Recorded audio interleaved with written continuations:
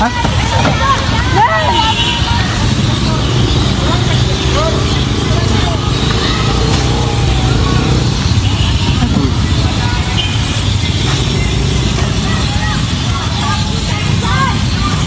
Baka sumabog yung tangke.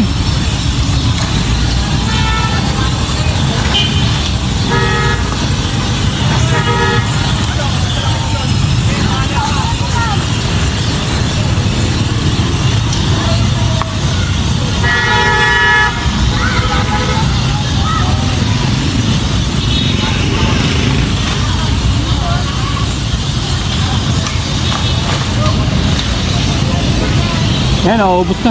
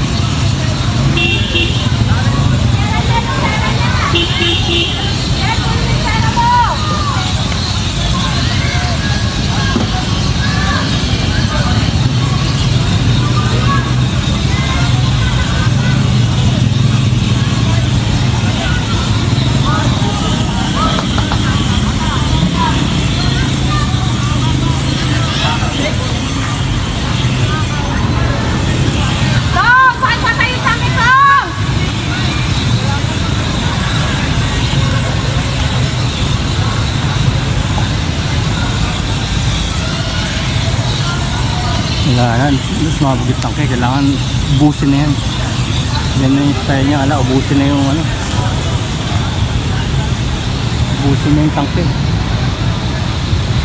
Sa loob. Doon, wala ba doon? Wala bang matay?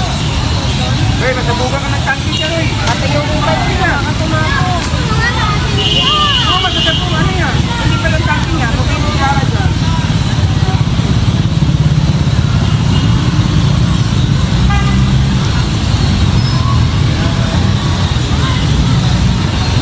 Tangke na sa loob yan? Hoy, nilipat ang tangke niyan! Yung tangke nilipat yan! Baka sumabog yung tangke. Dapat umalis na sila dyan, no? Wala na yan, di na yan masasave. Hindi makulo na yan po. Medyo mahal, wala na yan, di na yan. Kailangan ng bumbero na yan. Hanggat may laman no? O yan na, hanggat may laman kasi. Ano yan Wala, mag-ibay ko na! Dapat tanggalin na yung kanina yung bike na yun. Naku, yung baterya ng e-bike.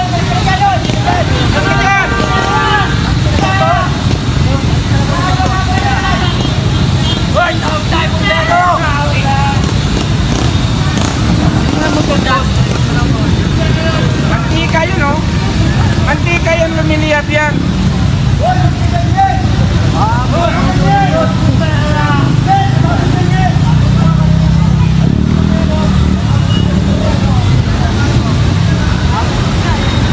Ayan, talo na! Yun, may dumating. Yun, sa ano? Nasa loob.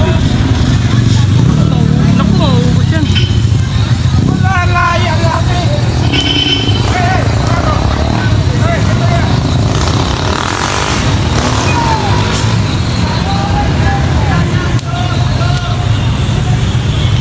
Hindi tayo, nasa loob, nakatago eh. Ayan, chemical. Yun! Chemical. Kasi sisilabuli yan. Patayin na yung Patay na. Wala sumasagot.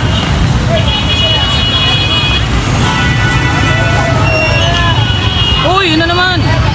Hanggat may laman yan eh. Hanggat may laman eh.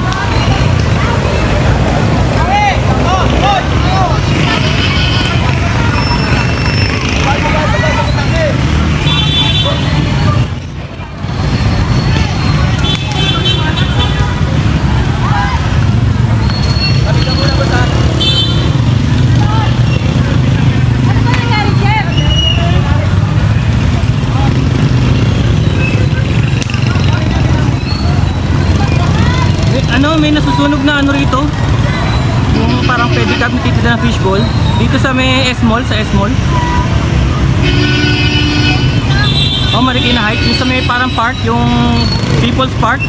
May nasusunog na ano, dahil pumutok yata yung tangke nila. Oh, yung park sa tapat nun, di ba may park, yung People's Park? Oh, nandun.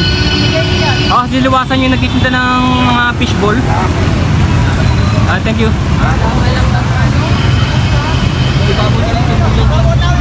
Tawag ako ng 061. Busy kanina eh. Ibabaw lang yung basay, wala nang apoy yung. Wala nang. Kaso sumisiklab uli dahil may lamang to. Wala na, yun. Langis yan, langis. Langis yan? Oo, mantika yan.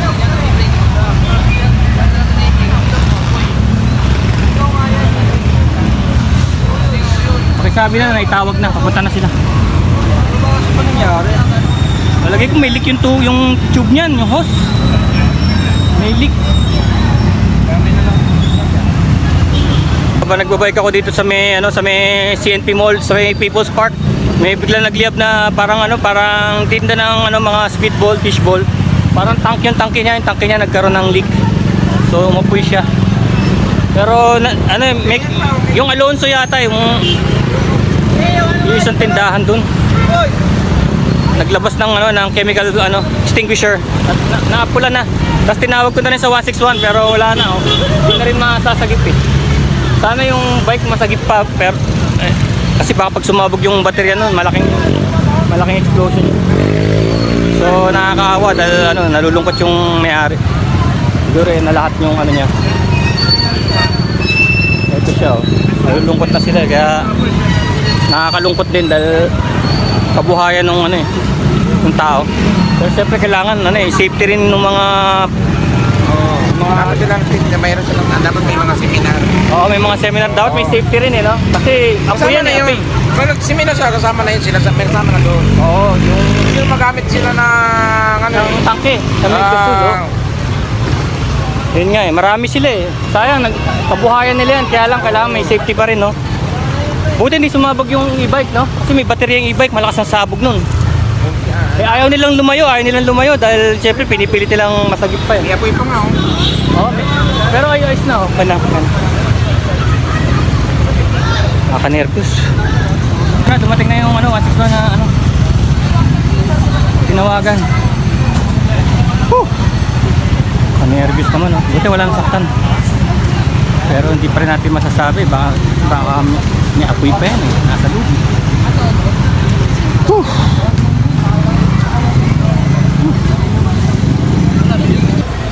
Bike nga ako para mabukasan yung high blood. Lalo ko na high blood may sumabog. Yung Q mobile at saka ito na yung fire. Natira pa, hindi nadama yung motor mismo, yung e-bike mismo dinadamay. So malaking bagay na rin yun kita ko yung may-ari umiyak pero ganun talaga buti walang nasaktan. Importante wala nasaktan dahil inisip ko sasabog yung tangke. Sasabog yung tangke, maraming madadamay. Tsaka yung baterya ng e-bike pag sumabog yan sumabog yung baterya ng e-bike, grabe yan. Nakakita ko na yan, sumasabog. Malalakas.